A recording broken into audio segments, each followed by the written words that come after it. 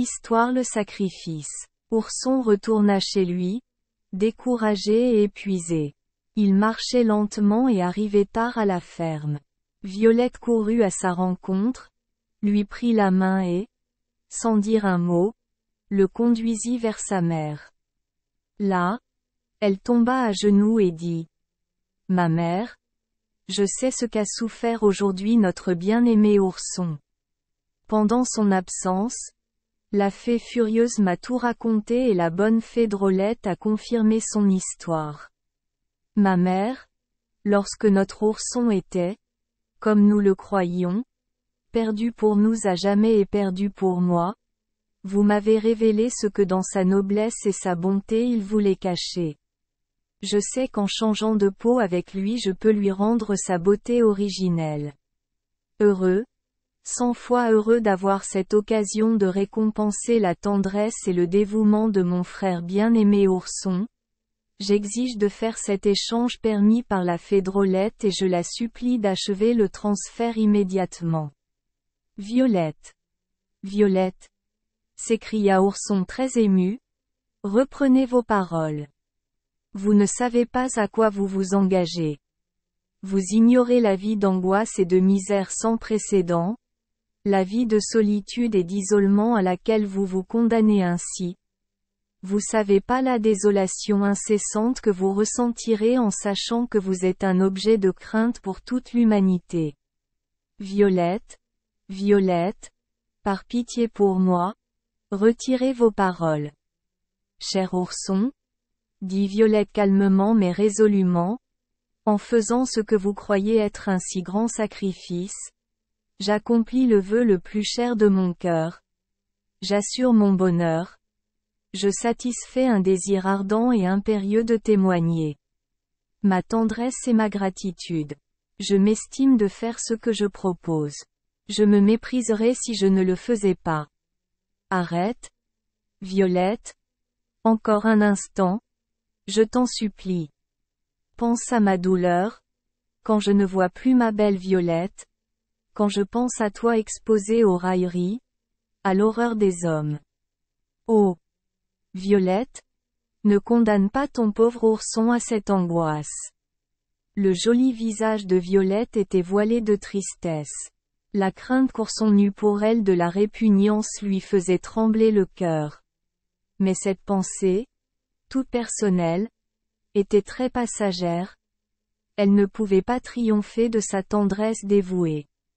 Sa seule réponse fut de se jeter dans les bras d'Agnella et de lui dire: « Mère, embrassez pour la dernière fois votre belle et jolie Violette. » Pendant qu'Agnella, ourson et Passerose l'embrassaient et la regardaient avec amour, tandis qu'ourson, à genoux, la suppliait de lui laisser sa peau d'ours à laquelle il était accoutumé depuis 20 ans, Violette criait encore d'une voix forte: « Fée Drôlette!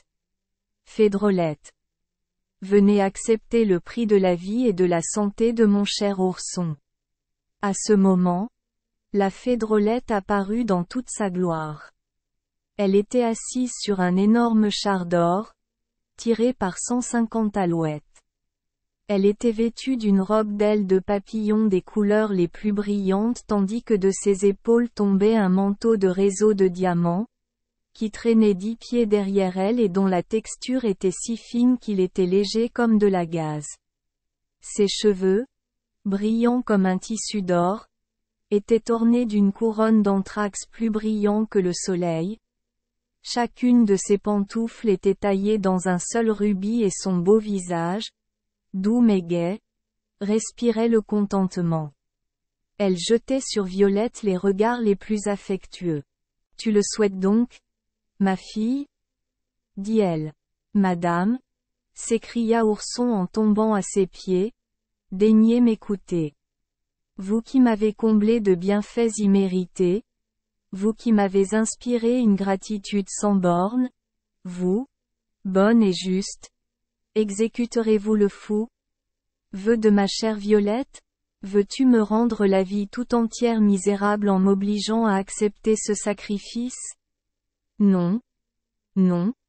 Fée charmante et humaine, tu ne pourrais pas, Tu ne le feras pas.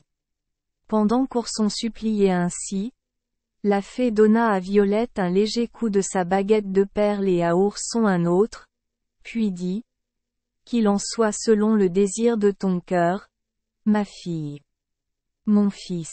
Au même moment, le visage, les bras et tout le corps de la charmante jeune fille étaient couverts des longs cheveux qu'Ourson avait portés, et Ourson apparaissait avec une peau blanche et lisse, qui mettait en valeur son extrême beauté. Violette le regardait avec admiration, tandis que lui, les yeux baissés et pleins de larmes, n'osait regarder sa pauvre Violette, si horriblement métamorphosée. Enfin il leva les yeux, se jeta dans ses bras et ils pleurèrent ensemble. Ourson était merveilleusement beau. Violette était, comme Ourson, sans forme, sans beauté, mais non laide. Lorsque Violette releva la tête et regarda Agnella, celle-ci lui tendit les mains et lui dit « Merci, ma fille, ma noble et généreuse enfant. » « Mère, dit Violette à voix basse, est-ce que tu m'aimes encore? Est-ce que je t'aime, mon enfant chéri? Oui. 100 fois, 1000 fois plus que jamais. Violette, dit Ourson, ne crains jamais d'être laide à nos yeux. À mes yeux, tu es 100 fois plus belle que vêtue de toute ta beauté. Pour moi, tu es une sœur, une amie incomparable. Tu seras toujours le compagnon de ma vie, l'idéal de mon cœur. Merci les enfants des Esperluette Croisillon 39. Avoir écouté des contes de fées au jour Esperluette Croisillon 39. 8. Espérons que les histoires apporteront aux enfants des moments heureux et significatifs.